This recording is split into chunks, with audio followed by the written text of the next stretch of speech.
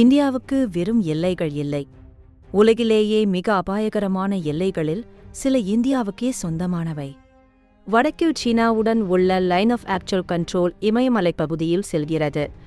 கடும் குளிர், உயரம் மற்றும் ஆக்சிஜன் குறைபாடு வீரர்களை சோதிக்கிறது. மேற்கில் பாகிஸ்தானுடன் உள்ள லைன் ஆஃப் கண்ட்ரோல் மற்றும் சர்வதேச எல்லை எப்போதும் பதற்றம் நிறைந்த மிக உணர்வுபூர்வமான எல்லைகளாக உள்ளன. கிழக்கில் பங்களாதேஷ் மற்றும் மியான்மருடன் உள்ள எல்லைகள் அடர்ந்த காடுகள் மற்றும் மக்கள் அதிகம் வாழும் பகுதிகள் வழியாக செல்கின்றன.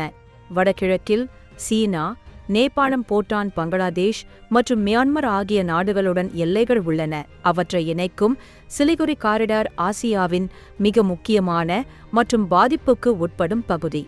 தெற்கில் இந்திய பெருங்கடலை நோக்கிய நீண்ட கடற்கரை எல்லைகள் உள்ளன. அங்கு அபாயங்கள் சத்தமின்றி கடலிலிருந்து வரக்கூடும்.